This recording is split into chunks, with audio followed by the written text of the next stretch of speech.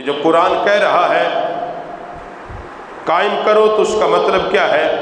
فجر کتنی پڑھ لو، ظہر کتنی پڑھو، اتنے فرض اتنی سنتیں۔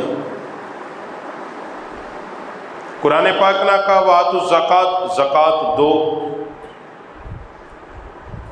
اب زکوٰۃ کتنے مال پر دو، کب دو، کتنی دو،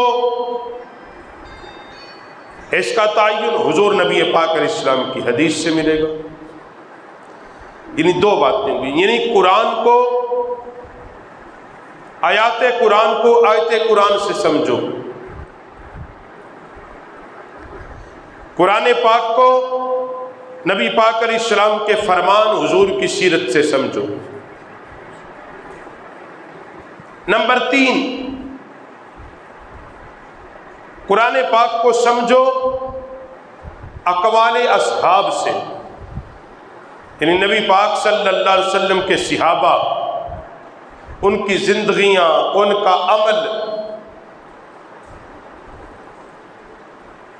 عمل، زندگی، اجماع، اس کو کہتے اجماع، ایسا مسئلہ جس پر سارے صحابہ کا اجماع۔ مثال کے طور پہ نماز تراویح کی 20 رکعت با جماعت پڑھنا، یہ حضور کے زمانے میں نہیں تھی، مگر سیدنا فاروق اعظم نے باقاعدہ جماعت کا اہتمام کیا تو سارے صحابہ نے اجماع کر دیا، جمع ہو گئے اس مسئلے پر کہ یہ ٹھیک ہے۔ اب نمبر 4، قیاس۔ یہ 4 باتیں ہیں جہاں سے یہ اصول ہے، یہ ہے اصول، یہ 4 باتیں ہیں اصول کی، ہمیں دین کے مسائل ان میں سے لینے ہیں۔ بات کو سمجھ رہے ہیں؟ اب قرآن پاک نے ایک مسئلے کو بیان کر دیا، اب اس کے مد مقابل قرآن کی آیت، قرآن کے حکم سے اگر کوئی احادیث بھی ٹکرائے، کوئی احادیث صحیح بھی ٹکرا جائے تو ہم حدیث پاک کو چھوڑ دیں گے، قرآن پاک پر عمل کریں گے۔ یہ بات یعنی حدیث ضعیف بھی ہیں، حدیث میں بہت ساری قسمیں ہیں۔ اب کوئی مسئلہ جو حدیث میں بیان ہے مگر قرآن پاک کچھ اور بیان کرتا ہے تو پھر ہم قرآن پاک کو مانیں گے، نہ کہ ہم، کیونکہ پہلا نمبر اللہ کے حکم کا ہے، کیونکہ قرآن اللہ کا کلام ہے۔ کیا ہے؟ اور کلام اللہ کی صفت ہے۔ کلام جس طرح اللہ ازل سے ابد تک ہے، اللہ کو فنا کوئی نہیں، اللہ کو موت کوئی نہیں، اللہ سوتا کوئی نہیں۔ اسی طرح جو اللہ کی صفات ہیں وہ بھی باقی ہیں، وہ بھی فنا نہیں ہوں گی، وہ بھی فنا۔ جس طرح کہا جاتا ہے کہ قرب قیامت قرآن کو اٹھا لیا جائے گا، مطلب کیا؟ بطور کلام الہی نہیں، کتابی نسخے اٹھا لیے جائیں گے۔ یہ جو قرآن پاک کاغذ پہ لکھا ہے یہ حرف اٹھا لیے جائیں گے، حافظ اٹھا لیے جائیں گے، قرآن کے حافظ نہیں ہوں گی۔ قلمی اور کتابی نسخے، کیونکہ یہ ان میں فنا ہے،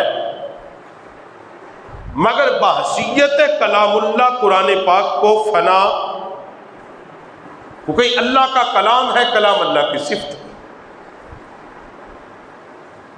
اسی طرح اللہ کا سمیع بصیر علیم، اس کو فنا نہیں ہے۔ اللہ کا اپنی شان اور قدرت کے لائق ازل سے ابد تک قائم ہے۔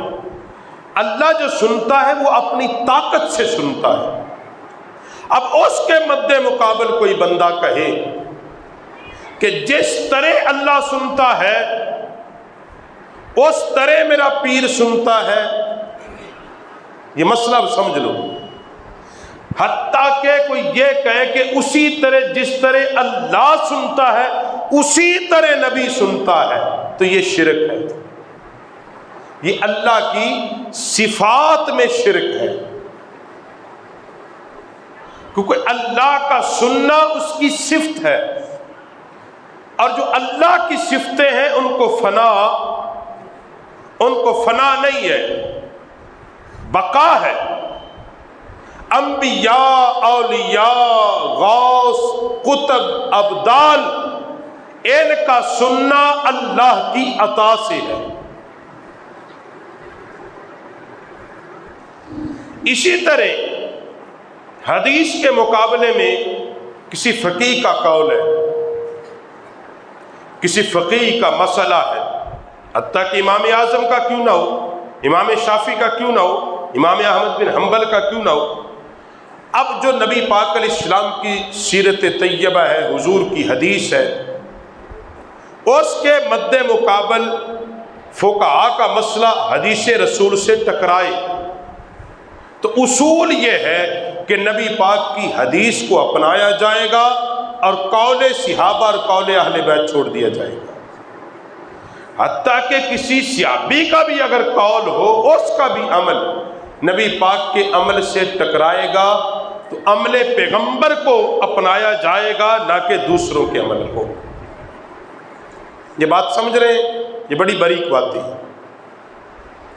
جن باتوں کو اگر سمجھ جاؤ تو یہ اصول میں بیان کر رہا ہوں۔ اسی طرح صحابہ کی زندگی کے مد مقابل کوئی داتا صاحب کا قول پیش کر دے، غوث پاک کا قول پیش کرے، تو ان کا نہیں مانا جائے گا، صحابہ کی بات مانی جائے گی۔ بات سمجھ؟ اب میں نے اس کا خلاصہ نکال دیتا ہوں، یہی گفتگو ہے کہ قرآن سب سے اعلیٰ ہے۔ اب قرآن کے مقابلے میں دنیا کا کوئی نظام، کسی کا قول، وہ محدث ہو، کتب ہو، ابدال ہو، غوث ہو، ساری کائنات، جملہ یاد ہو، ساری کائنات کے علماء، محدثین، فقیہ، حکمران، بادشاہ، پوری روئے زمین کے لوگ کسی ایک بات پر اکٹھے ہو جائیں اور وہ بات ہو قرآن پاک کے خلاف، اس بات کو چھوڑ دیں گے، اللہ کے قرآن کو مانیں گے۔ سمجھ میں آئی بات؟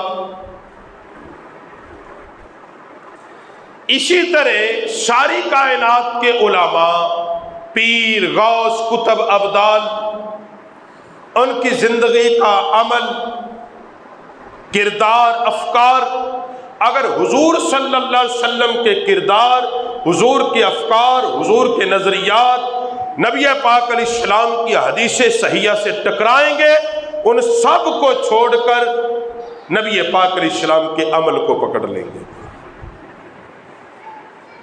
اب بات سمجھ میں آ گئی؟ اب میں خلاصہ نکال دیتا ہوں۔ اب کیا ہو رہا ہے ہمارے یہاں؟ دیکھو، قرآن پاک بعض چیزیں بیان کرتا ہے، اور ہمارے نعت خواں، مولوی، پیر، ایک بندے کے سامنے ہم پیش کرتے ہیں کہ دیکھو حضرت، یہ تیرے پیر کا جو عمل ہے یہ قرآن پاک کے خلاف ہے، یہ قرآن پاک کے خلاف ہے۔ اب وہ کہتا ہے میں قرآن کو نہیں جانتا، مجھے تو میرا پیر ہی ہے۔